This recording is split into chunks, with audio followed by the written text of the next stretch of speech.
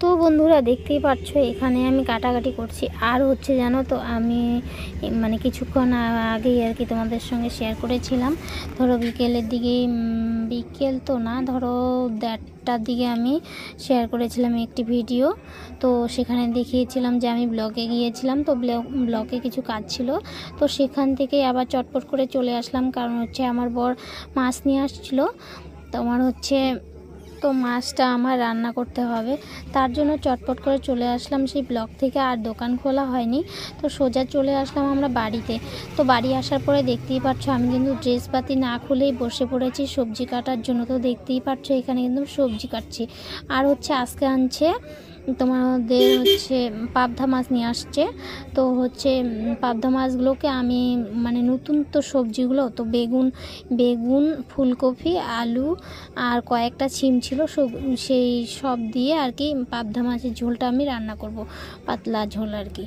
তো ভালো লাগে কিন্তু বন্ধুরা, তোমরা একদিন ট্রাই করে দেখতে পারো, খুবই ভালো লাগে খেতে। তো হচ্ছে সেগুলোকে আমি কাটছিলাম আর দেখতেই পাচ্ছ। আর এখানে আমি পেঁয়াজ কাটছিলাম। জানো তো বন্ধুরা, পেঁয়াজটা কাটতে গিয়ে আমার যত অবস্থা খারাপ হয়ে গেছে, এত মানে চোখে ধরেছিল না, আমি তাকিয়ে থাকতে পারছিলাম না, এত অবস্থা খারাপ হয়ে গেছে। একটা পেঁয়াজই শুধু কেটেছি, তাতে আমার একদম নাজেহাল অবস্থা হয়ে গেছে, খুব মানে অবস্থা খারাপ। এত লাল টিকটিকা পেঁয়াজগুলো না, ভীষণ ভীষণ, আসলে হয়তো কাঁচা পেঁয়াজগুলোর জন্য মানে অনেকটা দিনও শুকানোর পরে হয়তো এই ঝাঁজটা থাকবে না। তো হচ্ছে তাজা তো পেঁয়াজগুলো মানে এত চোখে ধরছে, মানে বোঝাই মুশকিল, এত কেন ধরলো চোখে বুঝতেই পারলাম না। তারপর হচ্ছে এক এক করে আমার সবগুলো সবজি কাটা হয়ে গেল। তারপর হচ্ছে যা যা সবজি ছিল সব সবজি কিন্তু আমি এক এক করে সব সাজিতে রেখে দিয়েছি। তারপর হচ্ছে সবজিগুলো কাটার পরে ধুয়ে নিলাম, একটু ধোয়ার পরে দেখতেই পাচ্ছ এখানে চাল ধুয়ে রেখেছি। আর হচ্ছে এখানে মাছ রাখা আছে, আর এখানে চালের জল বসিয়ে দিয়েছি, সেখানে আমি চালগুলো দিয়ে দিব।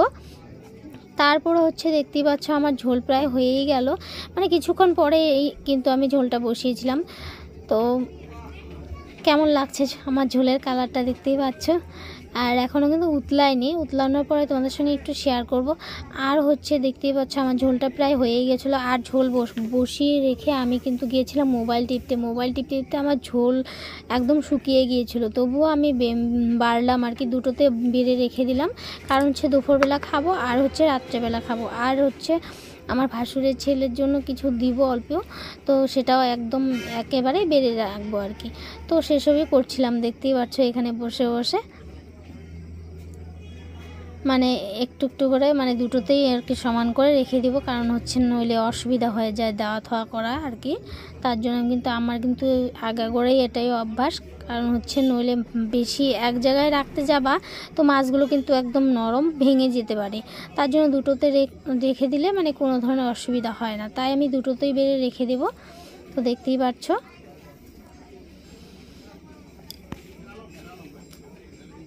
তারপর চলে যাব, এই দেখো আমার লাস্ট তোমাদের সঙ্গে শেয়ার করা আমার ঝোলটা কেমন লাগলো, ঝোলের কালারটা। আর আমার ভিডিও যদি ভালো লেগে থাকে তাহলে একটু আমার সাথে থেকো প্লিজ বন্ধুরা। দেখতেই পাচ্ছ এখানে বটবটি ভাজা রেখে দিয়েছি।